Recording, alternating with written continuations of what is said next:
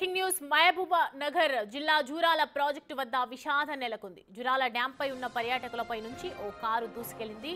Dam పై ఉన్న bike ను car ఢీకొట్టడంతో Mahesh అనే యువకుడు ఎగిరి గేట్ల వైపు పడిపోయాడు. జూరాలకు వరద ఎక్కువగా ఉండటంతో నదిలో పడిన మహేష్ కొట్టుకుపోయాడు.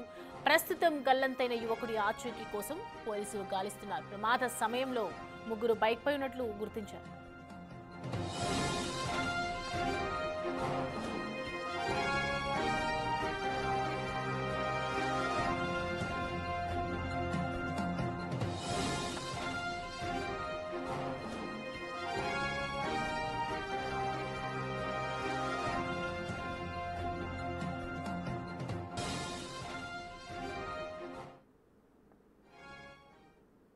ఈ అంశానికి సంబంధించి పూర్తి డీటెయిల్స్ అందించడానికి మా ప్రతినిధి అందుబాటులో ఉన్నారు.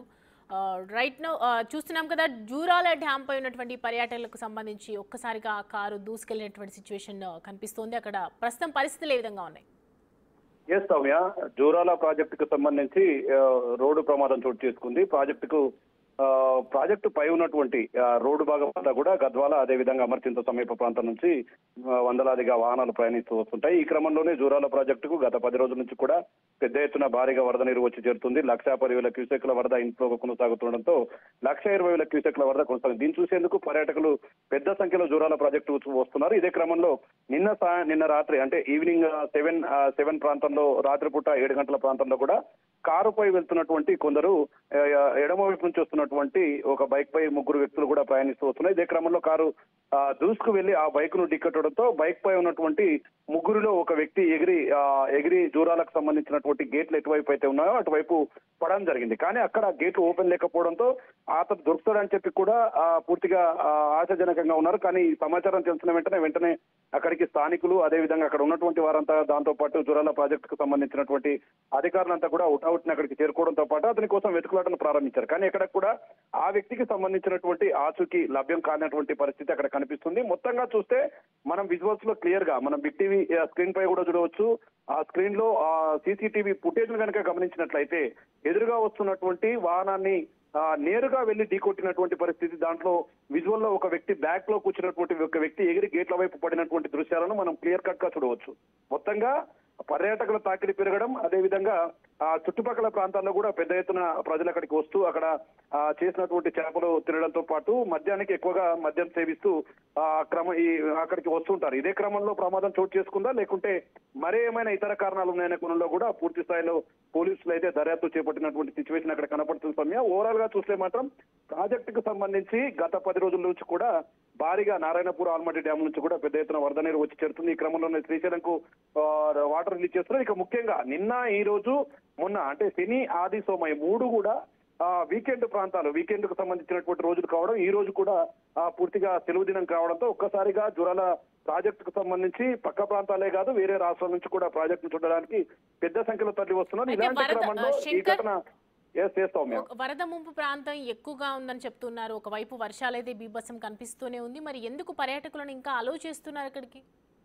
ఎస్ సౌమ్య, అంటే దీనికి సంబంధించి ప్రాజెక్టుకు సంబంధించినటువంటి భద్రతా వ్యవహారంలో కొంత అలసత్వం ఉందంటూ కూడా గత కొద్ది కాలంగా అధికారుల పైన పూర్తి స్థాయిలో వార్తా కథనాలు ప్రచారమయ్యాయి. ఈ క్రమంలోనే ఇప్పటికి ప్రజెంట్ గా ఎప్పుడైతే ఈ ఇష్యూ బయటికి వచ్చిందో, భద్రత పైన అనుమానాలు అంటూ ఒకవైపు వార్తలు వచ్చిన క్రమంలో ప్రాజెక్టు దగ్గర కట్టుదిట్టమైన ఏర్పాట్లు చేసినప్పటికీ, పోలీసుల పహారా కాస్తున్నప్పటికీ పోలీసులను కళ్ళు గప్పి చాటు నుంచి ఆ చెట్లలో నుంచి ఆ ప్రాజెక్ట్ దగ్గరికి వెళ్ళడం, అక్కడ సెల్ఫీలు తీసుకుంటూ పూర్తిగా ప్రమాదానికి గురయ్యే అవకాశాలు మెండుగా కనిపిస్తున్నాయి. పోలీసులు ఎంత వారించినా, ఎంత మొత్తుకున్నా కూడా పోలీసుల కళ్ళు కప్పి ప్రాజెక్టుల కింది భాగానికి దిగుతూ అక్కడ సెల్ఫీలు తీసుకుంటున్నటువంటి పరిస్థితి ఉంది. ఇక గతంలో కూడా చాలా మంది సెల్ఫీలు తీసుకునే క్రమంలో వరద ప్రభావం ఎక్కువగా ఉండడంతో కొట్టుకుపోయినటువంటి సిచ్యువేషన్ కనపడుతుంది. దీన్ని నివారించేందుకు పోలీసులు పెద్ద ఎత్తున చర్యలు తీసుకుంటారు. మరోవైపు ఎగ్జాక్ట్ గా ప్రాజెక్టుకు సంబంధించి రోజుకు వరద ఉధృతి కొనసాగుతుంది. నిన్నటి వరకు 29 గేట్లను ఎత్తారు. దాదాపు 1,20,000 క్యూసెక్ల వరద నీరు కూడా కిందికి వదిలినటువంటి సిచ్యువేషన్ అక్కడ కనిపించింది. ఇక ముఖ్యంగా ప్రాజెక్టుకు సంబంధించినటువంటి లోతట్టు ప్రాంతాల ప్రజలను కూడా ఎప్పటికప్పుడు ఒకవైపు మా గద్వాల జిల్లా ఎస్పీ, మరోవైపు వనపర్తి జిల్లా ఎస్పీ కూడా అప్రమత్తంగా ఉండాలంటూ కూడా ఆదేశాలు జారీ చేశారు. ఎందుకంటే గతంలో లాస్ట్ టైంలో 10 లక్షల వాటర్ క్యూసెక్లు ఎక్కువ 10 లక్షల క్యూసెక్ల వరద ఒక్కసారిగా రావడంతో లోతట్టు ప్రాంతాలన్నీ కూడా కొన్ని జలమయం. ఇదే క్రమంలో ఎవరికి ఇబ్బందులు రాకూడదని కూడా ప్రజెంట్ అటువంటి సిచ్యువేషన్ ఎదురవ్వకుండా చూస్తున్నారు. కానీ ఒకసారిగా ఈ ప్రమాదం చోటు చేసుకోవడం ముఖ్యంగా ఎప్పుడైతే గతంలో 10 రోజుల కింద ఉత్తమ్ కుమార్ రెడ్డి కూడా ఈ ప్రాజెక్టును సందర్శించడం జరిగింది. ఈ వాహనాల రాకపోకలను పూర్తిగా నిషేధించేందుకు కూడా ప్రాజెక్టుకు సంబంధించి సమీప ప్రాంతంలోనే కోట్ల రూపాయలతో ఒక బ్రిడ్జి నిర్మాణ పనులకు కూడా పూర్తిగా ఉత్తర్వులు ఇవ్వడం జరిగింది. కానీ ఇక్కడ ఈ రోజు జరిగినటువంటి ఈ సిచ్యువేషన్ చూస్తే గనక పూర్తిగా అంటే మొత్తంగా అక్కడికి వచ్చేటటువంటి పర్యాటకులు నిర్లక్ష్యంగా వ్యవహరించడం, అక్కడికి వస్తున్న క్రమంలో ప్రాజెక్టులను చూసి దగ్గరలో ఉన్నటువంటి